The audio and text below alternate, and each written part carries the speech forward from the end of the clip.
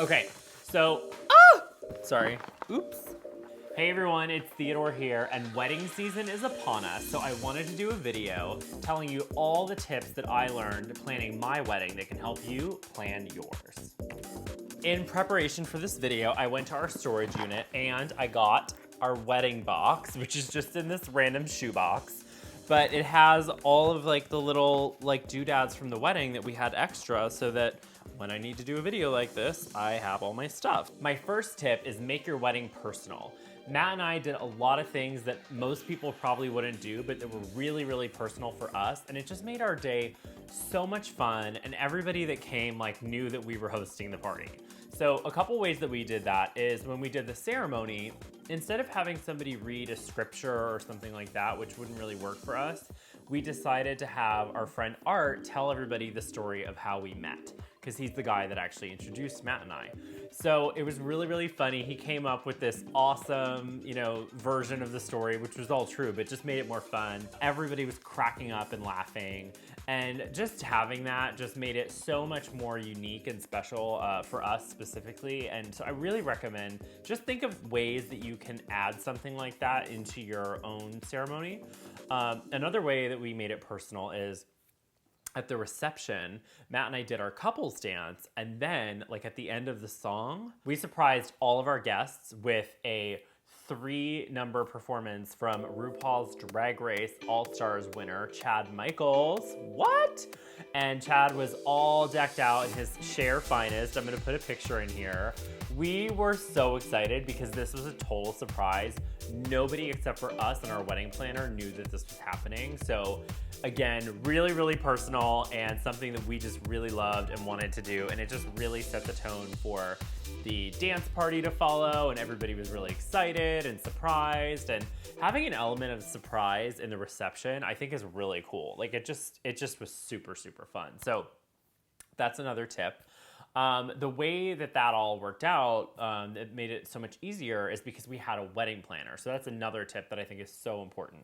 Now, sometimes people hire wedding planners for like from day one until the wedding. And sometimes people hire wedding planners for just day of.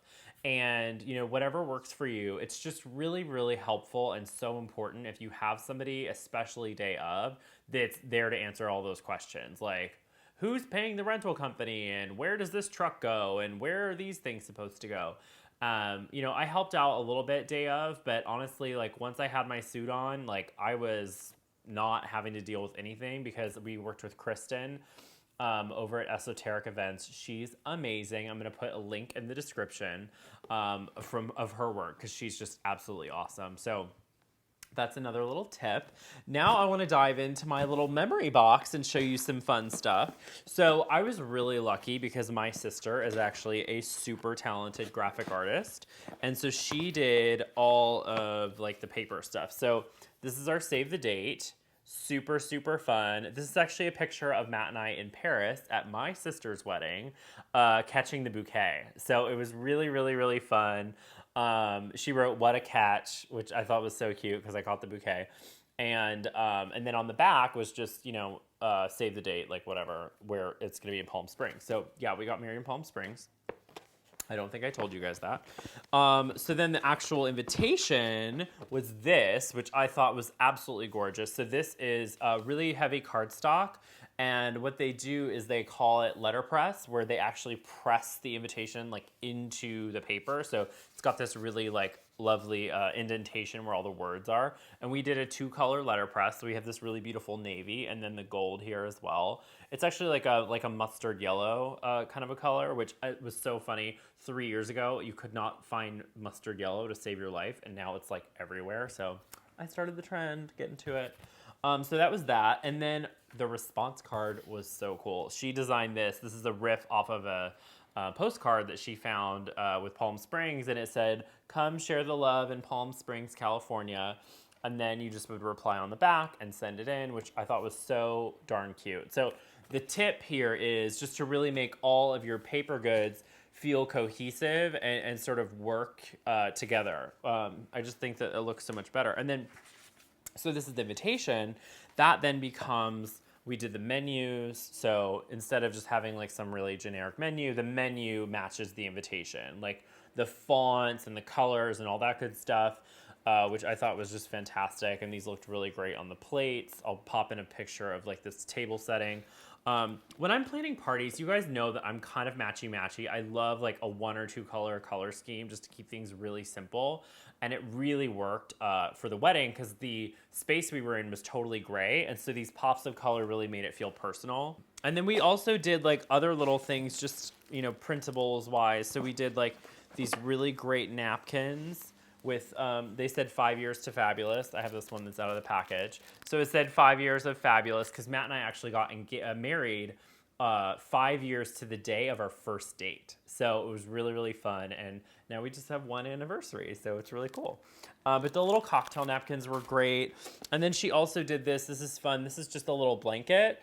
And it says feeling chilly just in case it, like someone got cold in the desert. It was like 92 degrees that day, so these did not get used. They probably ended up being like wraps for like an outfit or something, but really cute idea, especially if you're in a climate that you're not quite sure about. So you can rent linens or you can actually have them made. So I had my linens made because I really wanted that mustard color, and they don't really rent mustard linens, and if they did, I probably wouldn't like the color anyway. So I found this fabric downtown, and I just hired a lady to sew them into napkins. So we had 100 of them made, and then I just gave them to family afterwards, and I kept a few for myself as well. And then we just did some grosgrain ribbon, and then Elizabeth, my sister, painstakingly cut out all of these awesome little circles that just went like right on top. I think we just used a glue dot to put those on, but then that became, you know, the place setting. So just, again, ways to keep your colors cohesive. You know, run the numbers, see if it's affordable, see if it's something that you can do.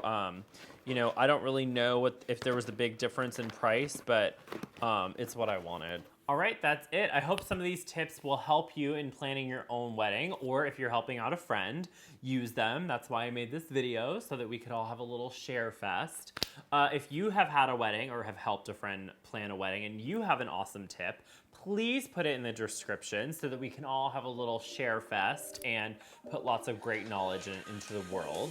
And, you know, if you like this video, please give me thumbs up. And if you like what I'm doing here, please subscribe. All right, everyone? So until next week, I will see you all later. Bye.